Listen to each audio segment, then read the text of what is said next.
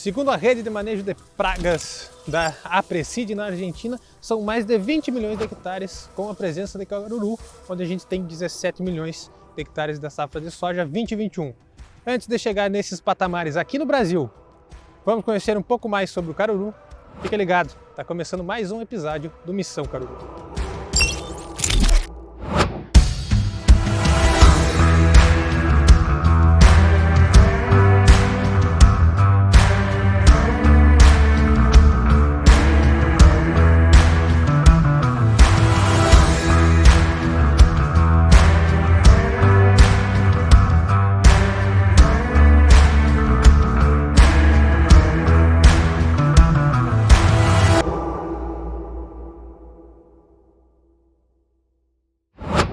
No Brasil, os casos de resistência ao caruru eles estão associados hoje oficialmente a duas espécies, basicamente.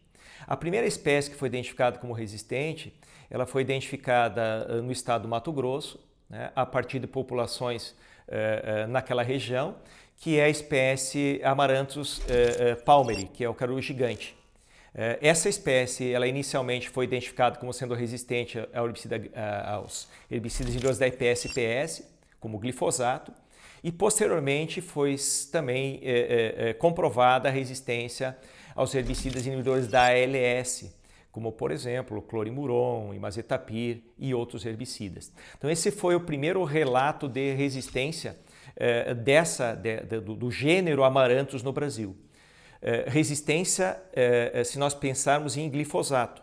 Nós temos outros casos de resistência de Amaranthus retroflexus, por exemplo, no Paraná, que é muito associados a culturas do algodão, que são resistentes a herbicidas inibidores da ALS e inibidores da Protox, mas é exclusivamente nessa espécie de Amaranthus. No caso dessa última espécie que eu me referi, ela não é resistente ao glifosato nessa região, né, no caso dessas áreas de algodão.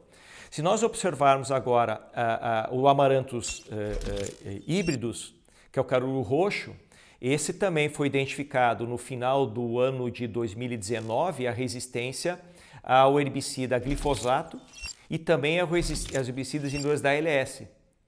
E é essa espécie que está predominando nas regiões sul do Brasil. Nós temos ainda em fase de estudo e não ainda oficialmente a comprovação de que também existiria Amaranthus retroflexus, né, uma população de Amaranthus retroflexus também resistente ao glifosato, que seria diferente daquela população de retroflexos que existe na região centro-oeste do Brasil. Mas, de qualquer maneira, o que nós temos aí? Já pelo menos duas espécies de Amaranthus resistentes a glifosato no Brasil e temos três espécies de Amaranthus resistentes aos inibidores da ALS no Brasil e temos uma espécie de Amaranthus resistente aos herbicidas Protox. E essas espécies todas, elas podem, ao longo do tempo, cruzarem entre si. E pode, a partir daí, né, você também passar esta resistência para outras espécies de caruru, além dessas três, mas também entre essas três. Então, se eu considerar que nós temos uma diversidade muito grande de espécies de caruru existentes no Brasil, fora essas que eu listei já que tem casos de resistência, nós podemos ter fluxo gênico entre essas espécies e ao longo do tempo a gente acelerar mais ainda o processo de seleção de resistência e a introdução e seleção em outras espécies de caruru.